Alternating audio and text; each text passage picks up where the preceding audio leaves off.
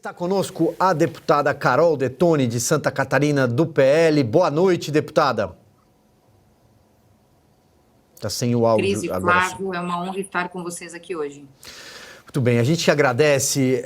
Deputada, falávamos, claro, né? Abrimos o programa aqui comentando sobre essa tragédia e imediatamente surge, e acho que já passou da hora de enfrentar esse debate, deputada, e quero ouvi-la, sobre segurança armada nas escolas públicas. As particulares a gente sabe que algumas já têm.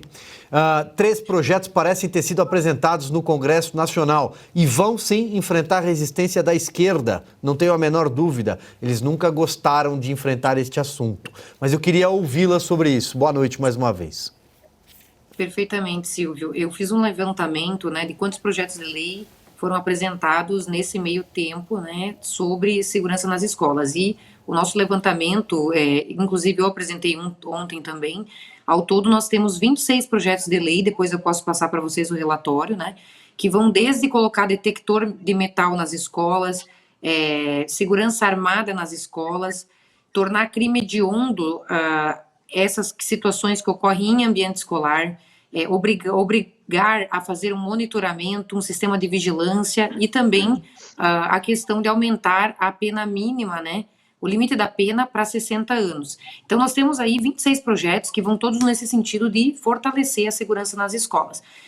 Vale lembrar, né, que Santa Catarina é a segunda vez que a gente tem, faz cerca de 2 anos agora que está indo para julgamento do Tribunal do Júri, aquele menino que também houve um massacre na cidade de Saudades, interior de Santa Catarina, onde também nós vimos aí a morte de 5 pessoas em Santa Catarina. E agora é a segunda vez que isso ocorre no nosso estado, e a gente viu um posicionamento aí do presidente Lira, do presidente Pacheco, no sentido de endurecer as leis penais, que contaria com a ajuda deles. Então já mandei mensagem para o presidente Lira também, pedindo, né, para que fosse na semana que vem, inclusive, que a gente aproveitasse, infelizmente, esse momento, né, para poder justamente pautar esses projetos e fazer o endurecimento dessas leis, seja aumentando as penas, tornando um crime hediondo, e seja também prevendo uma segurança que eu entendo que deva ser armada. O meu projeto, ele abre uma exceção, por exemplo, né, no Estatuto do Desarmamento, para dizer que professores, supervisores, educadores em geral e vigilantes, né, possam ter o porte de arma para poder fazer a segurança, porque eu vi até o pronunciamento do prefeito de Blumenau, ele falou, eu até não entendi muito bem o que ele quis dizer no Twitter dele, mas ele falou que ia fazer uma capacitação com a Defesa Civil para poder preparar as pessoas aí, seja com spray de pimenta ou coisa assim, né, para poder reagir a atentados. Eu fiquei pensando, qual é a atribuição da Defesa Civil para poder fazer segurança quando um cara aparece com uma machadinha e com spray de pimenta, às vezes ele está 2 metros atacando, é meio inviável, né? Por isso que o nosso projeto é no sentido assim, de que um cidadão armado consegue anular uma ameaça dessa e seres indefesos, né? Como foi o caso das crianças, né? Perfeito. Quem pergunta agora é a Cristina Grêmio. Boa noite, deputada. Prazer conversar com você de novo. Você com certeza acompanhou, assim como os outros parlamentares, a tentativa de muitos parlamentares, inclusive de ministros do governo Lula, de politizar essa questão, de jogar a culpa em apoiadores do presidente Bolsonaro, do bolsonarismo, do gabinete de ódio, vieram de novo com todos esses discursinhos e essas narrativas como se isso tivesse incitado esse monstro a agir da forma como agiu.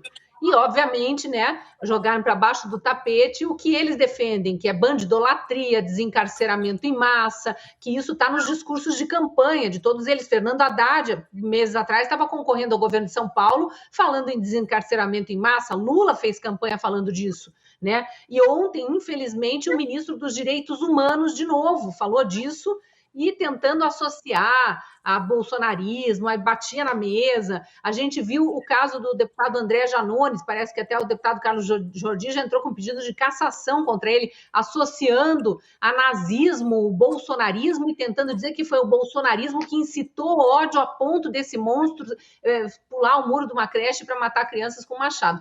O que é possível fazer em nível parlamentar quando se vê esse tipo de discurso? Porque esse discurso, sim, incita mais ódio e gera mais beligerância na sociedade, num momento em que estamos todos chocados e querendo solução e não mais problema. A ideia do Carlos Jordi, do deputado, de pedir a cassação do Janones, pode ser uma solução? Em relação a ministros de Estado, tem alguma outra alternativa a fazer? Olha, Cris, eu achei esse teu raciocínio exemplar, né? Porque é exatamente assim que a esquerda age, né? Eles fomentam a bandidagem, ele diz que o criminoso é uma vítima da sociedade, eles querem cada vez mais leis brandas e menos punição aos bandidos, né? E isso vai desde os bandidos de colarinho branco, como é o caso do ex-presidiário descondenado Lula, né? Que o lugar dele deveria ser estar atrás das grades, né? E não estar à frente da presidência da República. E a gente percebe que, em vez de a gente ter leis mais duras, que é o nosso desejo, existe toda uma ideologia reinante na própria opinião pública de que muitas vezes o encarceramento não vai solucionar e tal, quando na verdade a gente acredita no contrário, né? Que justamente essa crise moral vinda pela quebra dos valores tradicionais da sociedade, que é a mentalidade revolucionária que pegou em todos os âmbitos, desde a religião, a cultura, a forma de viver das pessoas, o desrespeito à autoridade, à família, aos valores conservadores, que foi justamente, são as bandeiras da esquerda, é isso que fomenta a falta de limites morais para que um adulto de 25 anos, que é o caso desse bandido, desse animal, que já deveria estar atrás das grades por já ter uma ficha corrida, né? E, inclusive, nós temos uma ideia de projeto de lei de que quem também, por exemplo, a vida humana está em primeiro lugar, mas, por exemplo, a pessoa que, como foi o caso dele, esfaqueia um cachorro, que não tem uma empatia, digamos assim, por um animal, com certeza ela vai fazer coisa muito pior e tende a esfaquear o padrasto e tudo mais. Então, a nossa ideia sempre foi no sentido de endurecer. Nós temos que tentar todas as medidas, seja representar no Conselho de Ética, aproveitar esse momento que, infelizmente, é um momento de tristeza e de desolação e de luto em Santa Catarina. O governador decretou aí 3 dias de luto oficial para a gente poder fazer esse endurecimento das leis, porque, infelizmente, a gente percebe que há um lobby muito grande para fazer o sentido contrário, para amenizar. E justamente, inclusive no direito, eu sou advogada e percebo desde a faculdade, dos bancos da faculdade, que há uma espécie de garantismo onde o acusado, o bandido, ele é sempre considerado uma pessoa portadora de inúmeros direitos, as vítimas são esquecidas no nosso sistema penal, e a gente tem esse cenário deprimente, né, e muito triste, que fomenta a criminalidade. Muito bem, passo a bola agora para Fabiana Barroso. Boa noite, deputada. Prazer em revê-la. Muito feliz que você tenha aceitado aqui nosso convite. E aproveito até para expandir esses comentários, porque eu acho que a gente tem que ir realmente no problema, no centro dele. E eu vejo com clareza, né? Vamos pegar esse cidadão aí de exemplo. Ele passou ali, pelo que diz o delegado que eu ouvi hoje à tarde, ele passou realmente... teve 4 boletins de ocorrência, como você mencionou aí, um deles até esfaqueamento do cachorro, do próprio padrasto. Então ele tinha uma vida pregressa que já indicava, né, que algo violento a mais iria acontecer. Mas o que a gente tem é que não se culpa os criminosos pelo crime.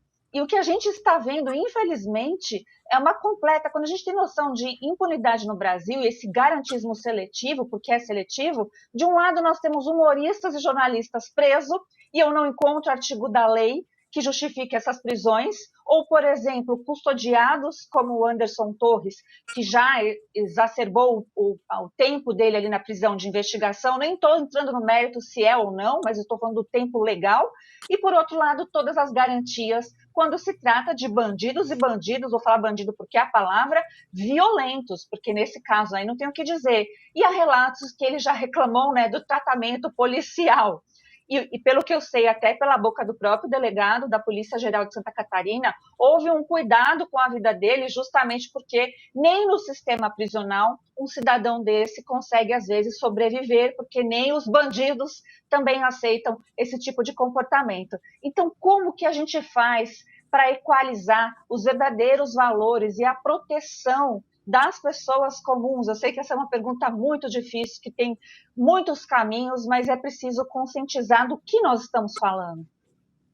Olha, Fábio, teu raciocínio é espetacular, porque esse é o verdadeiro desafio, né, da nossa sociedade. É um problema complexo que não tem uma solução fácil.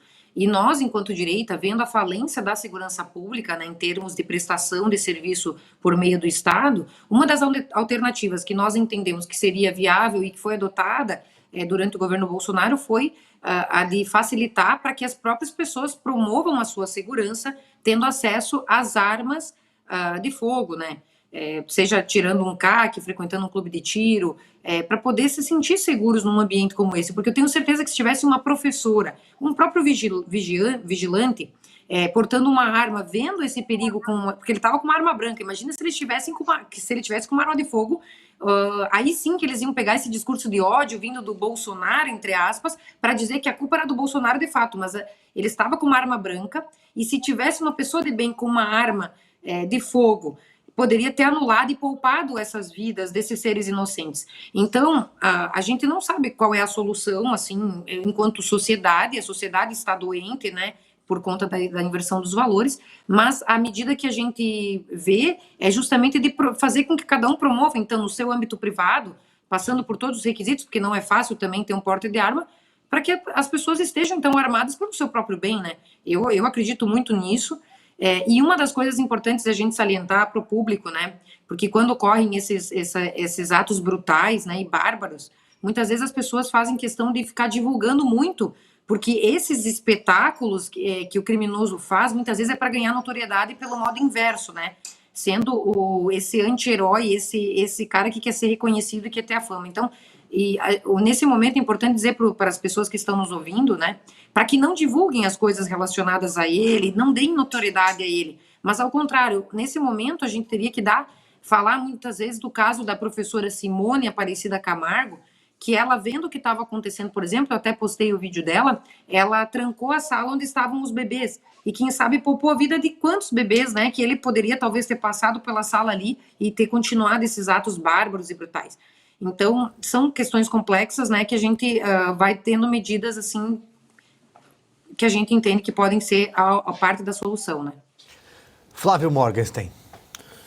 Deputada, mais uma vez um prazer falar com você. Eu queria saber a respeito de uma outra questão além do armamento. O armamento é uma questão com alguma complexidade por conta principalmente da falta de conhecimento, né, do brasileiro médio, de falta de contato principalmente com armas, devido a muitas legislações, mas todo brasileiro tem uma tendência a pedir penas mais duras para este tipo de crime. Por exemplo, eu acho que são pouquíssimos os brasileiros que concordam com a nossa legislação de ter um máximo de 30 anos de cadeia para assassinos, inclusive para pessoas que demonstram, né, um grau de crueza, de crueldade ainda, de frieza muito grande em relação à vida. Colocar o debate, assim, não precisamos nem tentar passar um PL, mas colocar o debate a respeito de uma dureza das penas já não é uma situação ganha-ganha, ou seja, ou nós conseguimos fazer com que isso passe, ou então nós conseguimos mostrar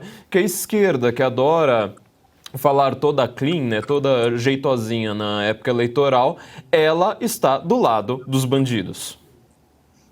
Perfeito, Flávio. Eu fui, inclusive, relatora de um desses projetos que procurava aumentar o tempo de cumprimento de pena e aumentar para que as penas, né, digamos assim, porque ele vai responder por homicídios triplamente qualificados. Então, por exemplo, a pena que ele vai pegar, por mais que chegue, digamos, a mais de 100 anos, ele não chega a cumprir nem 30 anos, porque existe também, além dos 30 anos, né, máximos, né, ainda tem a progressão de regime. Então, muitas vezes, ele tendo um bom comportamento dentro da prisão, ele acaba sendo liberado antes, né? Então, eu fui relatora de um desses projetos na legislatura passada e eu tentei por inúmeras vezes pautar esse projeto para a gente aumentar aí para 45, 50, 60 anos. Tinha várias propostas, estão todos em apensados. E não foi possível, porque os presidentes de comissão não querem nem pautar, nem colocar na CCJ para a gente discutir, entende? Então, assim, ó, a gente sente realmente essa dificuldade, mas, como eu falei para vocês, já mandei uma mensagem para o presidente Arthur Lira e vou tentar puxar à tona também esse debate na semana que vem, falar com o nosso líder, do deputado Altineu. Nós temos agora 99 deputados e, com certeza, como deputados da oposição, a gente vai se reunir, vai comentar sobre isso, vai tentar estabelecer uma estratégia para pressionar o Lira para pautar esses projetos de endurecimento das leis, tornar hediondo. Então, como você falou, realmente o brasileiro não tem mais essa cultura de acesso às armas tão habitualmente, mas então que a gente bota detectores de metais, monitoramento, vigilantes armados, e também que aumente a pena e aumente o tempo de cumprimento da pena, para que realmente não tenha mais esse sentimento de impunidade. Tem um vídeo de uma mulher que estava lá na creche, não sei se vocês viram, onde ela falava sobre a pena de morte, por exemplo, né? Até é bom a gente esclarecer que, segundo a nossa Constituição, a gente não vai ter penas de tortura, de trabalhos forçados e não de morte. Então, por mais que às vezes dê a vontade de a gente querer botar um projeto de lei desse, né? A nossa Constituição proíbe que haja pena de morte no Brasil. Se bem que eu acho que seria o caso de merecimento mesmo, ele mereceria uma pena tanto quanto ele impôs às crianças, ou pior, né? Porque esse ato foi realmente brutal e cruel e terrível, né? É verdade. Deputada, muito obrigado pela sua entrevista. Parabéns pelo trabalho e espero que a senhora volte para falar da aprovação desse projeto. Uma boa noite. Muito obrigado, Silvio, Flávio, Fábio e Cris. Vou reportando para vocês ao longo da semana se a gente teve alguma evolução nesse sentido, com certeza. Um grande abraço a todos. Perfeito, vamos acompanhar.